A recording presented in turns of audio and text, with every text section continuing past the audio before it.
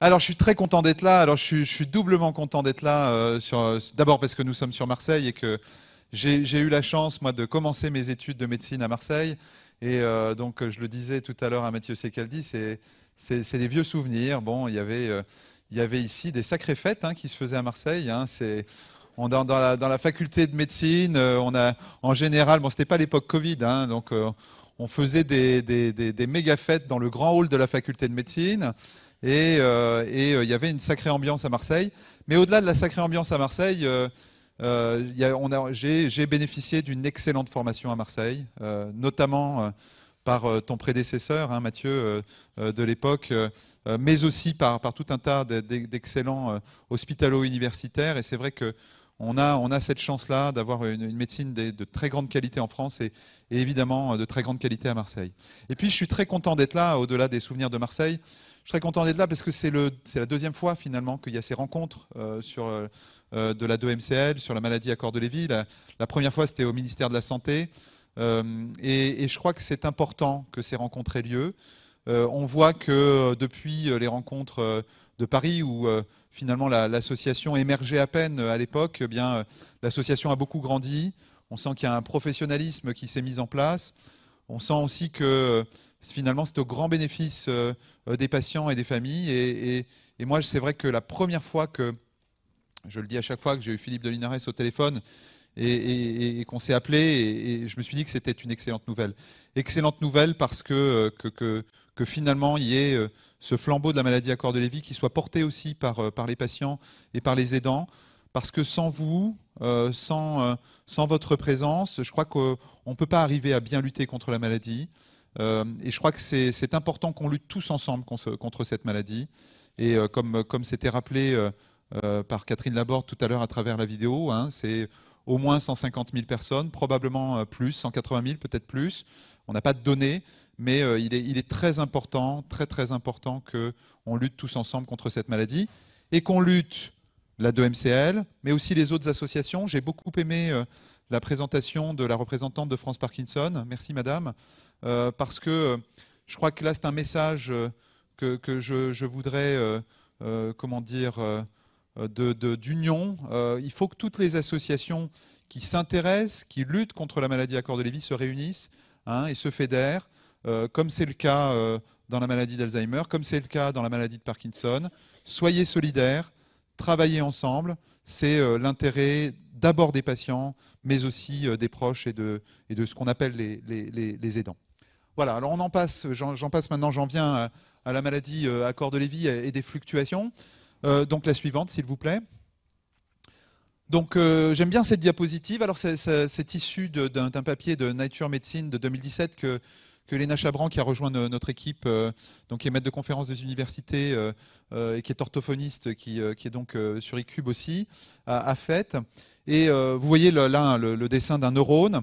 Et ce dessin de neurone nous montre quoi? Nous montre des zones où ça dysfonctionne. Et en fait, chez les patients atteints de maladie à corps de Lévy, à cause de ces corps de Lévy, et plus spécifiquement de ces dépôts de synucléine, eh bien, vous avez des dysfonctions, c'est-à-dire des mauvais fonctionnements neuronaux quand le neurone est atteint par ces corps de Lévy. Les neurones atteints par les corps de Lévy, ce n'est pas l'ensemble des neurones du cerveau. Hein, c'est de façon très très progressive, ça se fait très lentement, mais quand le neurone est atteint, il dysfonctionne. Alors il dysfonctionne au niveau du noyau, il dysfonctionne à plein d'endroits. Est-ce que vous avez un pointeur éventuellement? Non. J'en ai sans doute un, je vais me permettre, je me déplace. Donc je disais, ça dysfonctionne à différents endroits, et ces dysfonctions font que... Ouais, t'en fais pas. Ces dysfonctions font que, au bout du compte, eh bien, c'est pas que le neurone qui va dysfonctionner, mais c'est à vrai dire l'ensemble de la zone atteinte au départ.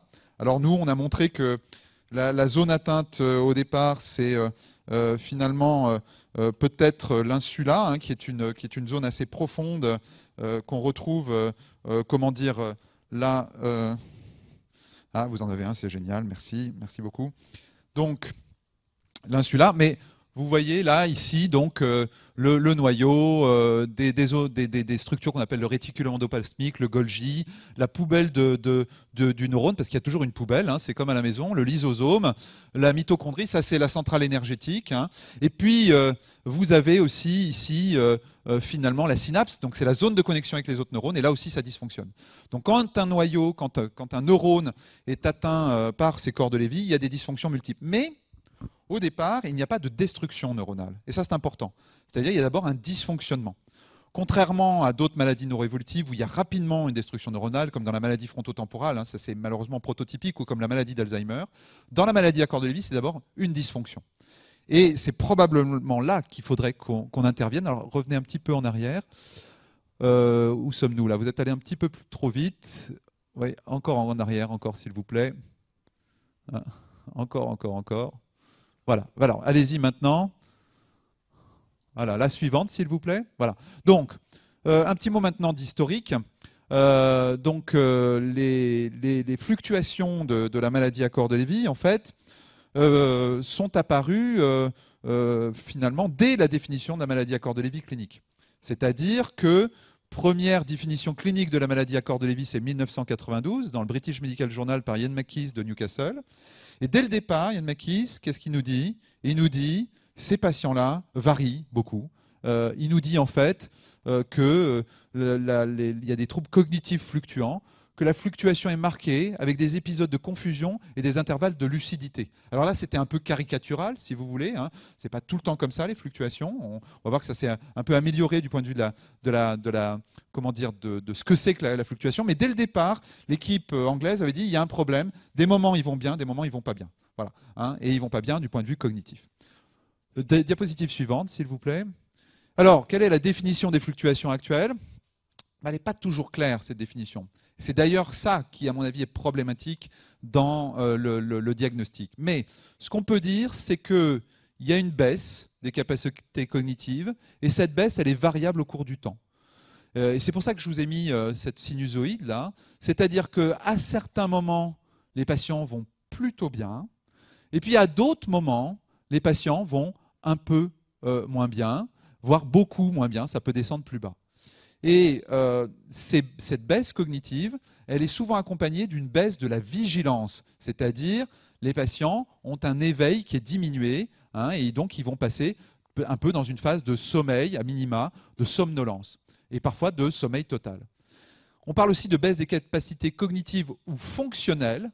Fonctionnelles, ça veut dire, à certains moments, les patients arrivent à faire ce qu'ils font habituellement dans la journée, et à d'autres moments, ils ne parviennent plus à le faire, qui alternent avec des moments de fonctionnement normaux ou des moments normaux de fonctionnement ou proches de la normale, en tout cas proches de ce qu'ils sont de base. Donc vous voyez que les fluctuations, c'est d'emblée des fluctuations cognitives, des fluctuations de vigilance et des fluctuations fonctionnelles. Diapositive suivante. Alors, ces fluctuations, elles sont incluses dans les critères de la maladie. Hein, et vous savez que pour qu'il y ait maladie à corps de Lévy, il faut qu'il y ait des troubles neurocognitifs ou troubles cognitifs. Il faut qu'il y ait 2 ou 1 des 4 symptômes suivants. Alors, le syndrome parkinsonien, les troubles du comportement en sommeil paradoxal, les hallucinations visuelles, mais celui qui est le plus fréquent, à vrai dire, celui qui est là quasi dans la totalité des cas, ce sont les fluctuations cognitives et ou de vigilance. Et donc, c'est de ça dont on parle ici. Diapositive suivante. Quelles sont les conséquences pour les proches? Ça, je pense que c'est important parce qu'on en parlait un petit peu tout à l'heure avec les échanges avec Valérie. C'est souvent très surprenant pour les proches. Alors, je prends un exemple qui est vraiment, un peu fort. Hein. C'est ce qu'on appelle le syndrome de Capgras. C'est ces moments où le patient va considérer que son proche est un imposteur, ou en tout cas que le proche ressemble au proche, mais n'est pas vraiment son proche. Hein. Et ce syndrome de Capgras, moi quand je discute, quand j'échange avec les familles, il n'est pas permanent. Hein. Alors à un moment donné, il peut l'être, il peut le devenir permanent, mais souvent il est alternant, il est fluctuant. Et donc, vous avez des moments où, là je parle aux aidants, aux proches qui sont dans la salle, où vous êtes reconnu par le malade atteint de maladie à corps de Lévy, et d'autres moments où vous n'êtes pas reconnu comme tel alors que vous ressemblez aux proches. Voilà. Donc ça peut être très très surprenant. Un autre exemple, c'est les périodes d'endormissement. C'est assez surprenant. Le patient dort très bien la nuit, souvent. Alors, on a bien vu qu'il peut avoir un sommeil haché, il peut faire des troubles du comportement en sommeil paradoxal. Mais en tout cas, on a l'impression, vu de loin, qu'il y a un sommeil qui est là. Et pour autant, en journée, il va se mettre à s'endormir. Et parfois, s'endormir dans des situations un peu étranges. C'est-à-dire s'endormir pendant le repas, s'endormir alors qu'il est en conversation, somnoler alors qu'il y a un moment émotionnel un peu fort au sein de la famille, une mauvaise nouvelle, etc. Et donc, c'est parfois très, très surprenant et parfois très douloureux, en fait, ces fluctuations. Et puis, un autre exemple, c'est des moments où le proche va mélanger les mots, ou a du mal à parler, et d'autres moments, on parle sans problème. Voilà. Moi, j'ai certains aidants, certains proches de patients atteints de maladie à corps de Lévy qui me disent « mais il le fait exprès ». Alors je dis « non, il ne le fait pas exprès ». Ou elle ne le fait pas exprès.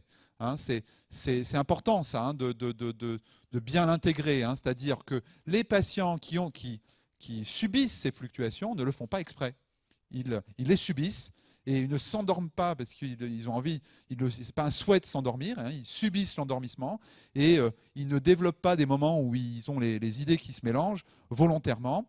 C'est valable aussi pour les soignants. Là, je m'adresse aux soignants dans la salle, notamment les patients qui sont hospitalisés un peu en urgence, vous voyez, parce qu'ils vont moins bien, et où on a l'impression qu'ils font un peu de cinéma, vous voyez, parce qu'ils sont difficiles, il y a des moments ils écoutent, à des moments ils n'écoutent pas, etc.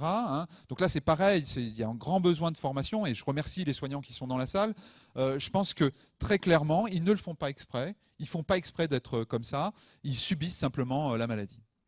Ça peut être aussi très fatigant, très fatigant, parce que alterner des moments comme ça où le patient va bien, puis des moments où le patient va pas bien, et ne pas savoir comment va se passer la journée, c'est à l'avance très très difficile.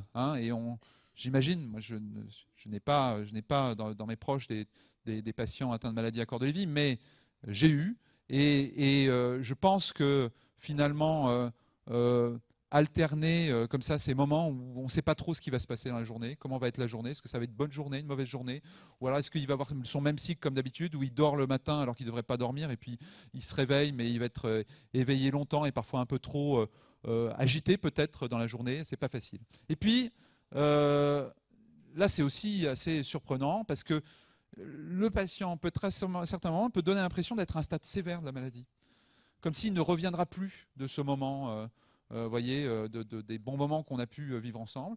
Et puis, à un moment donné, il va se réveiller, il va être à nouveau là. Mais c'est parfois, moi j'ai eu des cas un peu extrêmes où j'avais une patiente comme ça qui, pendant un an, était en fluctuation. Et ne s'est réveillée qu'au bout d'un an. Alors, elle était en fluctuation, donc c'était plus possible pour la famille. Elle est allée en EHPAD, et donc en établissement d'hébergement pour personnes âgées dépendantes. Et à un moment donné, elle est revenue, elle allait mieux. On n'avait rien changé au traitement. Elle n'avait pas d'infection, elle n'avait rien. Voilà. Donc, ces fluctuations, leur temporalité est parfois très très surprenante. La suivante, s'il vous plaît. Ah, je peux, merci. Ah ben voilà, d'accord, très bien. C'est formidable. Je peux avancer tout seul. Merci. Donc, les conséquences pour le patient, c'est que il peut avoir l'impression, lui, de rater des moments de sa journée. C'est-à-dire que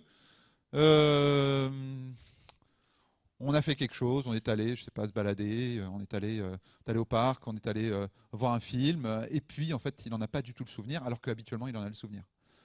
Et donc, il peut avoir, et vous pouvez, et là je m'adresse aux patients qui sont dans la salle, vous pouvez avoir des moments où effectivement vous avez l'impression de rater une partie de la journée. Il peut se plaindre aussi de beaucoup dormir. Alors, c'est pas forcément désagréable de dormir, mais c'est quand même, on a l'impression de rater des moments au niveau social. Et puis, il peut dire, bah oui, j'ai des moments où ça s'embrouille, où c'est moins clair, où j'arrive moins bien à raisonner. Bon, il faut que ça passe. Voilà. C'est pesant psychologiquement. Moi, les patients me le décrivent très clairement. Mais il y a certains patients pour lesquels c'est moins pesant, parce que dans ces moments-là, ils sont moins conscients, moins au fait, et parfois ils ne se rendent même pas compte qu'il y a eu une fluctuation. Il n'y a que l'entourage qui se rend compte qu'il y a eu fluctuation. Donc voilà, les points de vue peuvent être différents en fonction de là où on se place. Alors, je vous en parlais tout à l'heure lors de notre entretien. En fait, on a différents questionnaires pour évaluer les fluctuations, nous, du point de vue médical. Moi, celui que j'aime beaucoup, c'est celui-là, hein, parce que c'est un questionnaire simple, c'est un questionnaire très pragmatique, à la nord-américaine. Hein, c'est les collègues de la Mayo Clinic qui l'ont créé à partir de 16 questions diverses et variées. Ils ont déterminé 4 questions qui étaient les plus spécifiques, les plus sensibles, c'est-à-dire celles qui correspondaient le plus à la maladie à corps de Lévy pour repérer les fluctuations de la maladie à corps de Lévy, avec là, en termes techniques pour les médecins dans la salle et pour les autres membres paramédicaux ou psychologues, en fait, des patients, enfin des questions qui sont les plus sensibles et les plus spécifiques, avec une sensibilité et une spécificité supérieure à 80%. Alors, les questions sont les suivantes. Êtes-vous somnolent ou léthargique pendant la journée alors que vous avez bien dormi la nuit d'avant, ou suffisamment dormi la nuit d'avant? C'est sûr que si on n'a pas dormi de la nuit, on a le droit d'être somnolent. Dormez-vous plus de 2 heures pendant la journée, hein, avant 19 heures, à partir du moment où c'est levé? Là, je ferai une petite parenthèse. Il y a des patients qui ne se lèvent pas le matin. Hein, c'est-à-dire qu'il y a des patients qui vont dormir jusqu'à midi alors qu'avant ils dormaient jusqu'à 8 heures du matin. Donc ça fait partie du tableau là aussi. Hein.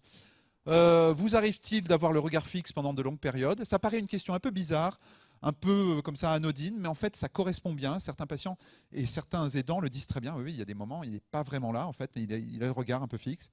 Et puis, on touche... là,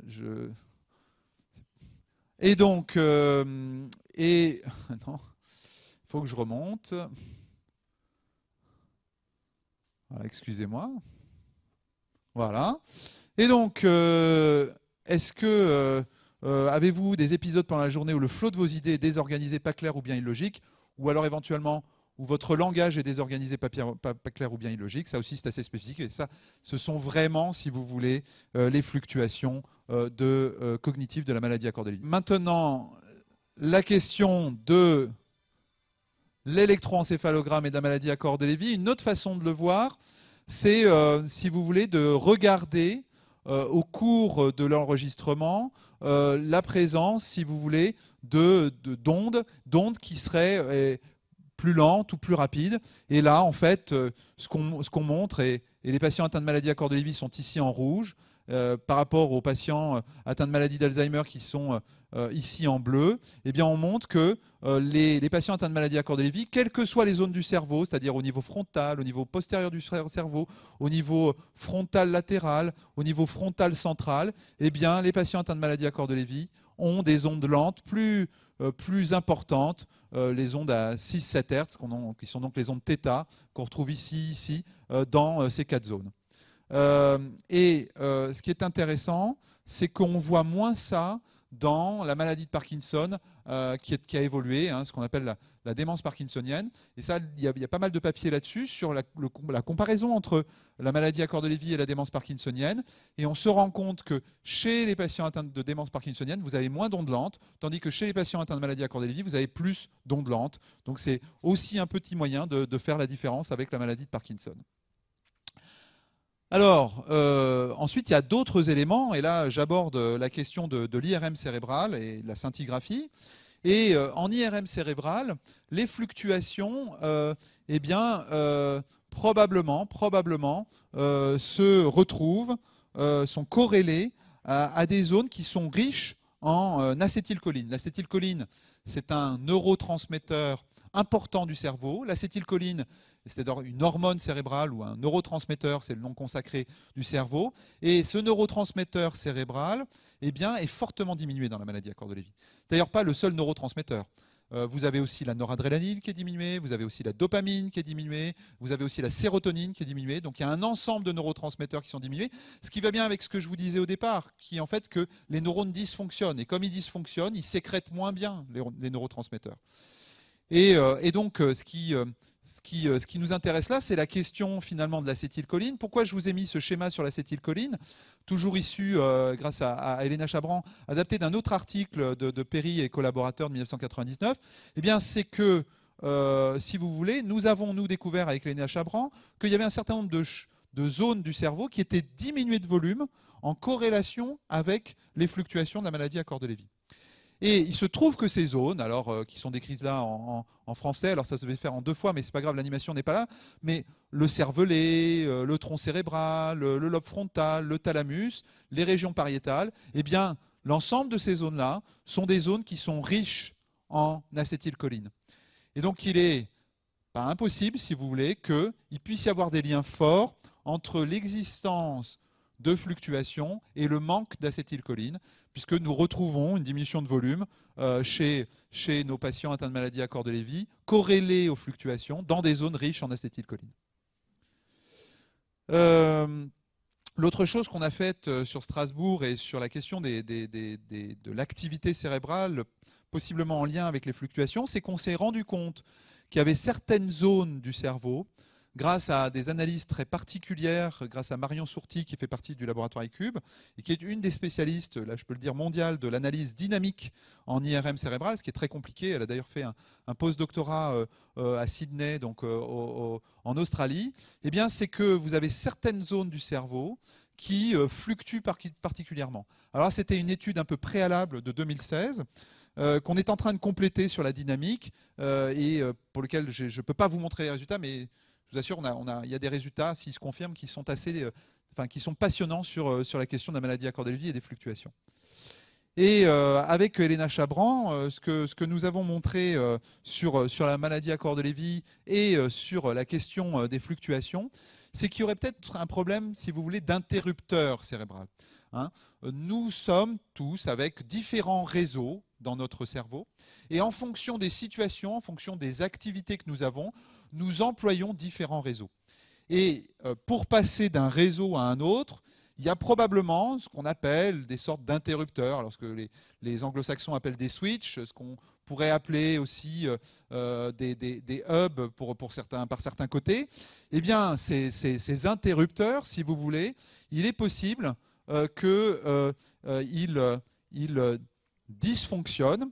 Et comme ils dysfonctionnent, comme l'interrupteur qui serait le réseau de Science, là, pour le nommer, dysfonctionne. Et ce réseau de Science comprend 2 zones importantes qu'on appelle le cortex singulaire antérieur et l'insula. Si ces 2 zones qui font partie du réseau de Science dysfonctionnent, on a le réseau de Science qui dysfonctionne et le passage, si vous voulez, d'un réseau à l'autre se fait moins bien. Ce qui fait que les patients atteints de maladie à corps de Lévy, à certains moments, pourraient être d'une certaine manière bloqués dans un réseau alors qu'ils ont besoin d'autres réseaux qui doivent s'ouvrir et qui doivent participer à l'activité cérébrale au moment de la tâche qu'ils sont en train d'effectuer. Et on l'a un petit peu abordé tout à l'heure, mais finalement les fluctuations de la maladie à corps de Lévy probablement ne se limitent pas à des fluctuations cognitives ou de vigilance. Ce que je constate, ce que d'autres constatent, c'est qu'au-delà de ces fluctuations très standards que sont les fluctuations cognitives et de vigilance, les fluctuations cognitives étant les plus connues, les fluctuations de vigilance étant les plus méconnues, hein, puisqu'on a l'impression que c'est normal, mais ça n'est pas normal de s'endormir en journée, eh bien, vous avez les fluctuations émotionnelles, vous avez les fluctuations des hallucinations, parce que je vous disais tout à l'heure qu'à certains moments, il y a des hallucinations, à d'autres moments, il n'y en a pas. Et parfois, moi, j'ai des patients qui font un épisode d'hallucination une fois tous les 6 mois. D'autres patients qui vont faire une hallucination 2-3 fois par semaine, parfois tous les jours, mais pas toute la journée. Et puis, les fluctuations du comportement aussi, avec des moments de grande tristesse, de grande angoisse, des moments où, par contre, le moral va mieux, des moments où il y a moins d'angoisse, moins de peur, des fluctuations du trouble du comportement sommeil paradoxal, ça c'est très très étrange. Hein. Là, le conjoint le dit bien, là j'ai eu plein de coups de pied cette semaine pendant la nuit. Et puis, il y a d'autres moments où finalement tout va bien, le sommeil est d'un calme impressionnant. Et puis les fluctuations physiques, et ça c'est finalement un point commun avec la maladie de Parkinson, mais c'est probablement pas le même type de fluctuation, parce que les fluctuations dans la maladie de Parkinson sont très liées au traitement, tandis que dans la maladie à corps de Lévy, ces fluctuations physiques, même sans traitement, on les a. Et finalement, ce que j'aurais envie de dire, c'est que tout est fluctuation dans la maladie à corps de Lévy, et c'est ce qui en fait la grande difficulté, et pour le diagnostic, et pour le quotidien, et pour le patient, évidemment. Une dernière chose, c'est les fluctuations et la neuropathologie. Et ça confirme un petit peu ce que je vous disais tout à l'heure, c'est que finalement, il y aurait potentiellement un lien entre l'existence de fluctuations et le manque d'acétylcholine, parce que ce qu'on appelle les neurones du noyau de Meinert, hein, qui est un noyau très en profondeur du cerveau, qui est un noyau très important pour la sécrétion d'acétylcholine. Eh bien, il se trouve que l'endormissement diurne, hein, le fait de s'endormir chez les patients atteints de maladie à corps de Lévy, c'est corrélé à cette baisse des neurones de Meinert, une baisse de quantité de neurones de Meinert, mais paradoxalement pas aux fluctuations globalement. Alors dans cette étude-là, il ne donnait pas l'échelle de fluctuations, donc bon, peut-être que c'est une façon d'évaluer les fluctuations qui n'est pas idéale. Et par contre, quand on s'intéresse à la question de y a-t-il plus de corps de Lévy dans certaines zones du cerveau qui expliqueraient les fluctuations, ben ça, on ne trouve rien. Hein, c'est-à-dire qu'il n'y a pas d'étude, à ma connaissance, en tout cas pas cette étude notamment, qui est montrée des corrélations entre l'existence de fluctuations et les corps de Lévy dans une zone spécifique du cerveau.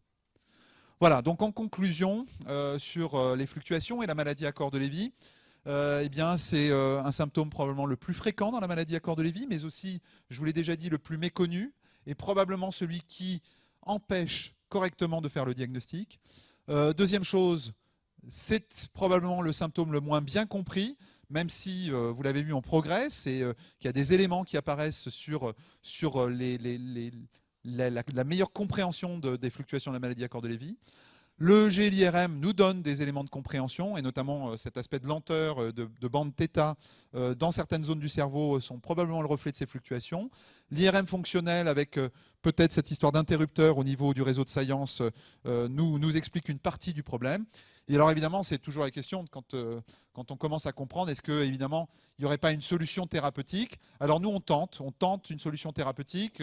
Il y a quelques années, je vous avais dit qu'on avait donc découvert que l'insula était probablement une des zones les plus précoces touchées dans la maladie à corps de Lévy. Et il se trouve que nous allons tenter, avec Jacques Fouché et Golda Gomel, qui est en thèse sur ce sujet, la stimulation magnétique transcrânienne sous la forme d'un essai thérapeutique dans certaines zones du cerveau. Que nous avons la chance en fait, de pouvoir utiliser des robots pour bien localiser la zone que nous devons stimuler, hein, puisque la stimulation magnétique transcrânienne, c'est finalement un traitement qu'on utilise très fréquemment dans la dépression résistante, dans un certain nombre de phénomènes hallucinatoires chez le schizophrène, mais aussi dans d'autres indications, notamment les indications de douleur. Et là, en fait, c'est simplement une plaque, hein, qu'on applique à distance du cerveau, qui envoie des ondes magnétiques, électromagnétiques, et qui va permettre un signal à l'intérieur du cerveau. Et donc l'idée, là, ce serait de pouvoir réactiver le réseau de Science, donc l'insula, pour diminuer ces fluctuations. C'est une hypothèse pour l'instant. C'est-à-dire que nous ne l'avons pas du tout démontré. Et donc, l'essai thérapeutique, on a eu du mal à obtenir les financements, mais finalement, ça y est, on a l'ensemble des financements. Et donc, il va commencer donc, dès le mois prochain, au mois de décembre 2021. Voilà, je vous remercie de votre attention.